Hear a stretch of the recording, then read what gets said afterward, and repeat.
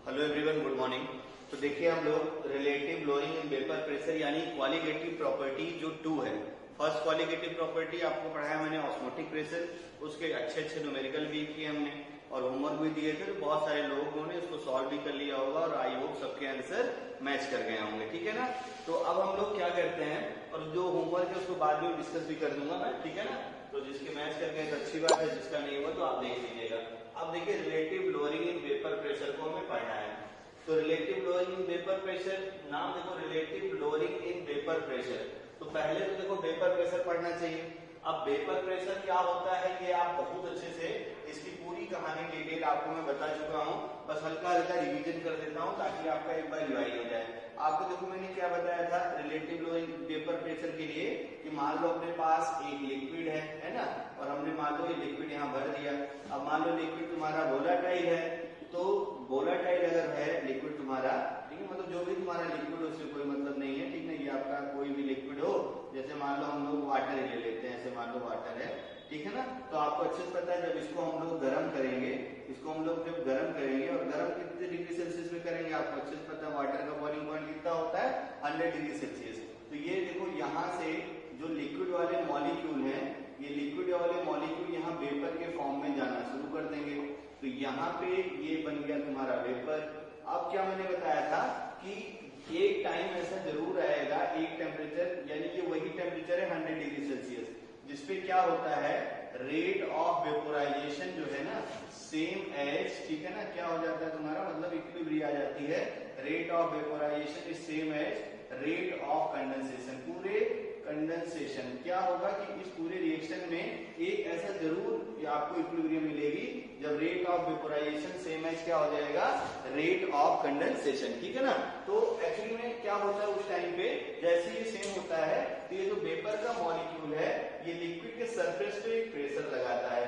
जो वेपर का मॉलिक्यूल है ये लिक्विड के सरफेस पे क्या लगाएगा प्रेशर, और इसी प्रेशर को हम लोग नाम क्या देते हैं वेपर प्रेशर। तो ये कहानी आपको बहुत अच्छे से मैंने बताई थी। थोड़ा सा और इसको इक्वेट कर देंगे तो थोड़ा और अच्छा समझ में आ जाएगा आपको, ठीक है ना। तो देखो ध्यान से क्या होता है एक्चुअली में जब रेट ऑफ वेपोराइजेशन और ये सब सेम होते हैं तो वाटर है ना, वाटर लिक्विड, ठीक है ना, और वाटर गैसियस का यानी वाटर जो वेपर मॉलिक्यूल है इनके बीच में एक इक्विलिब्रियम स्टेबल हो जाती है, ठीक है ना। तो अब देखो ध्यान से इस कंडीशन पे आप अगर देखो ध्यान से, आपको मैं बोलूं कि जरा मुझे केपी का एक्सप्रेशन बताओ। तो केपी याद करो इक्विलिब्रियम वाले चैप्टर में, यानी इक्विलिब्रियम कांस्टेंट। अब याद करो एट कांस्टेंट प्रेशर, तो उसमें सिर्फ गैसियस वाला ही दिया जाता था। तो प्रेशर देखो इसका H2O डिवाइडेड बाई ना लिक्विड का तो 1, लिक्विड सॉलिड हम लोग इग्नोर कर लेते थे याद हो। तो आप देखिए जो केपी है इस रिएक्शन का वो किस पे डिपेंड कर रहा है, प्रेशर ऑफ H2O। और तुम्हें बहुत अच्छे से यही जो प्रेशर है ना, इसी प्रेशर वेपर को हम लोग क्या बोलते हैं एक्चुअली में वेपर प्रेशर। इसी प्रेशर को हम लोग क्या बोलते हैं वेपर प्रेशर। वेपर प्रेशर का एक नाम और होता है, कभी कभी इससे भी क्वेश्चन पूछता है, आपसे पूछेगा what is the aqueous tension, ठीक ना। तो इसी को हम लोग एक नाम और देते हैं एक्वस टेंशन। पहली बार बोल रहा हूं तो इसको याद रखते रहना, इसी को हम लोग क्या बोलते हैं एक्वस टेंशन, ठीक ना। ये पानी का टेंशन है एक्वस टेंशन, ठीक है ना। तो ध्यान में ये आ गया होगा। अब देखना ध्यान से, तुम्हें बहुत अच्छे से पता है, सब पॉइंट वाइज करके नोट करते चले जाइएगा। अगला पॉइंट देखो ध्यान से, आपको अच्छे से पता है सिंस जो आपका KP and KC only depends upon temperature था, केपी एंड केसी, ठीक है ना, याद करिए KP and KC only depends upon temperature, only depends on temperature. तो हम लोग मेनली क्या बोलेंगे कि जो आप वेपर प्रेशर किस पे डिपेंड करेगा, यानी टेम्परेचर पे, ठीक ना। तो दैट इज करके मैं क्या बोल सकता हूं, that is vapour pressure is also depends on temperature.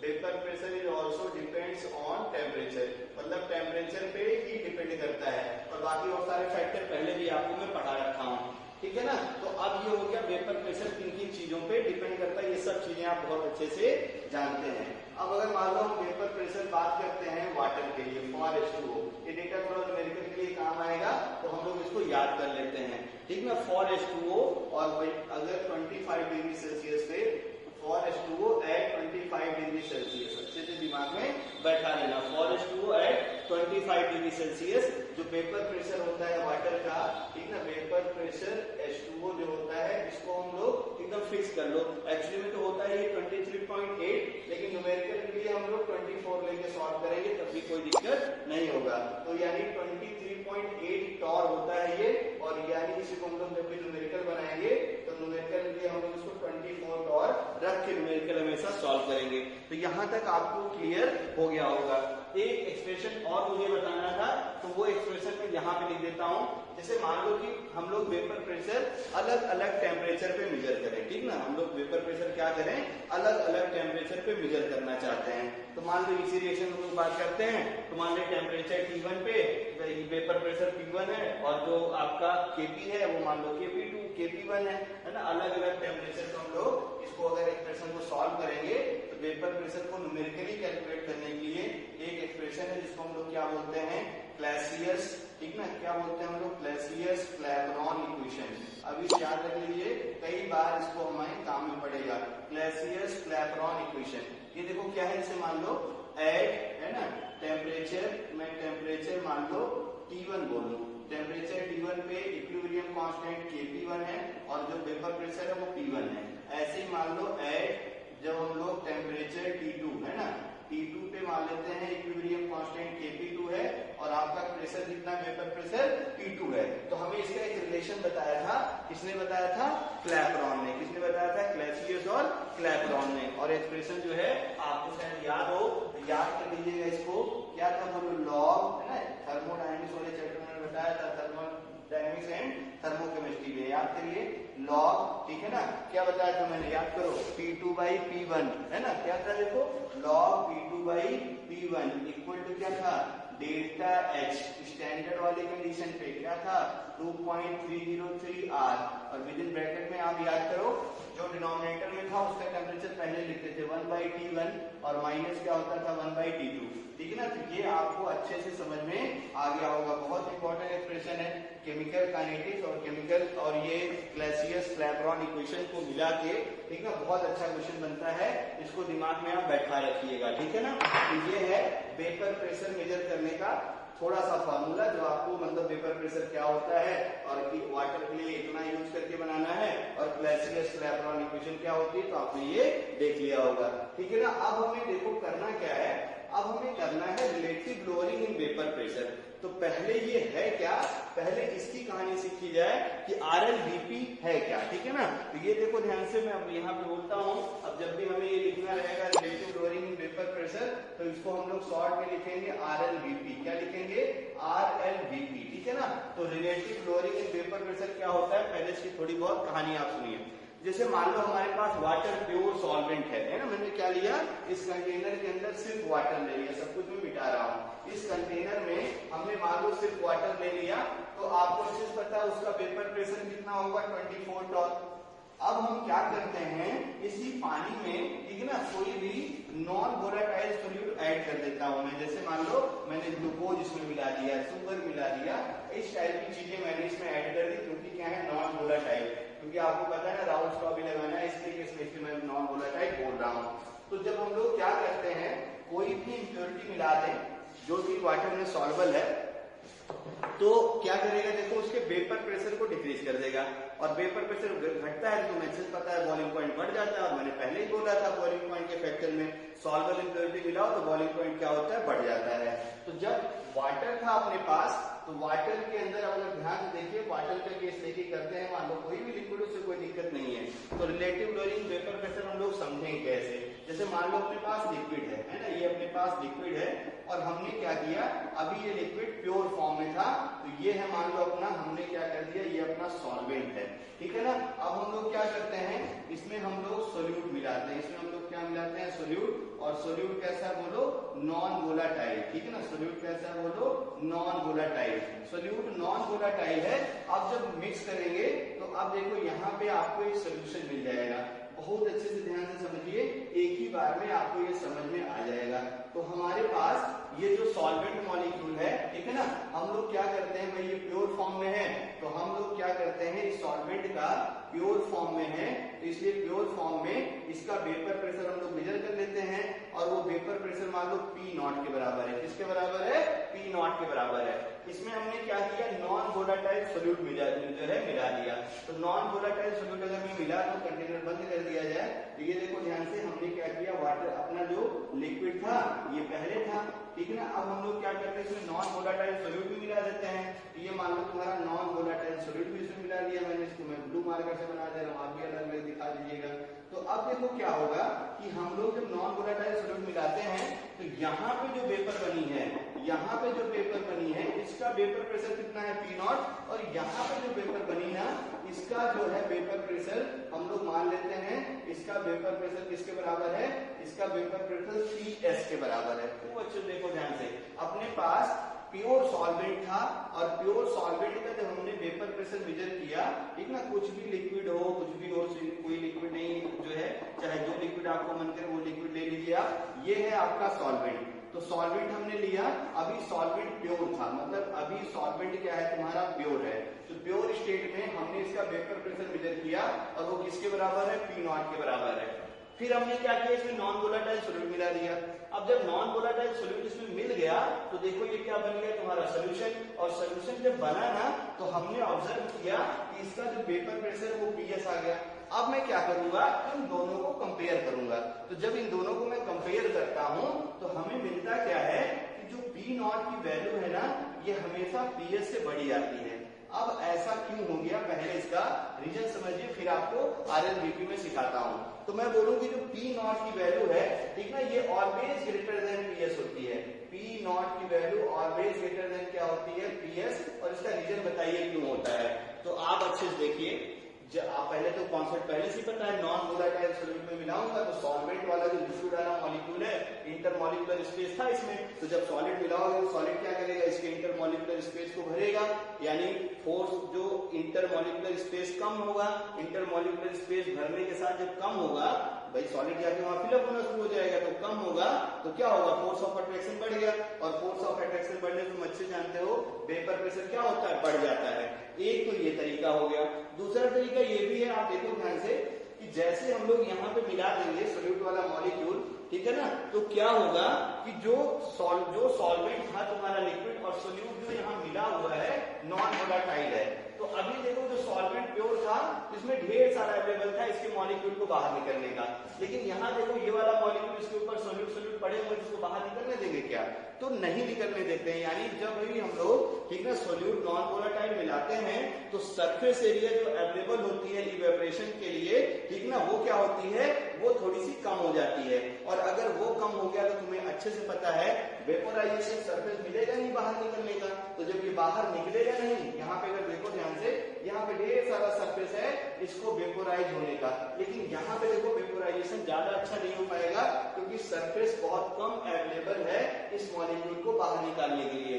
तो एक फैक्टर को जो एक्सप्लेन की थी मैंने बॉइलिंग पॉइंट के फैक्टर में, और सरफेस एरिया वाला मैं यहाँ लिख देता हूँ ताकि ये दोनों चीजें आपको याद में रहे। तो यहाँ से क्या होगा कि सॉल्वेंट मॉलिक्यूल को बाहर निकलने का जो सरफेस एरिया था वो घट गया, और अगर वो घट गया तो वेपोराइजेशन घट जाएगा, वेपोराइजेशन घट जाएगा तो आपको अच्छे से पता वेपर प्रेशर डिक्रीज कर जाएगा, ठीक है ना। ये तो हो गई भाई जो है क्यों ऐसा होता है, ध्यान से सुनते रहना सब कहानी। तो मैं यहाँ पहली बात बोलता हूँ, ये आपका P0 is greater than PS always, और तुमसे पूछे कि आप इसका जरा रीजन बताइए क्या होगा, तो इसके एक रीजन को तो मैंने पहले बोला था, तो उसको मैं ऐसे लिख देता हूँ, ये देखो R1, ठीक है ना, R1 कहाँ बताया था मैंने, देखो बॉइलिंग पॉइंट वाले टॉपिक में, तो ऐसे लिख देता हूँ मैं, बॉइलिंग पॉइंट टॉपिक में रीजन 1 था, ठीक ना, बल्कि रीजन ही लिखूं मैं, ज्यादा अच्छी तरीके से याद रहेगा आपको, बिकॉज, ठीक ना, तो पहला रीजन, ठीक ना, 1, ये कहाँ पढ़ा था, ठीक ना, बॉइलिंग पॉइंट वाले टॉपिक में, ठीक ना, यानी अच्छे से लिख दे रहा हूं मैं,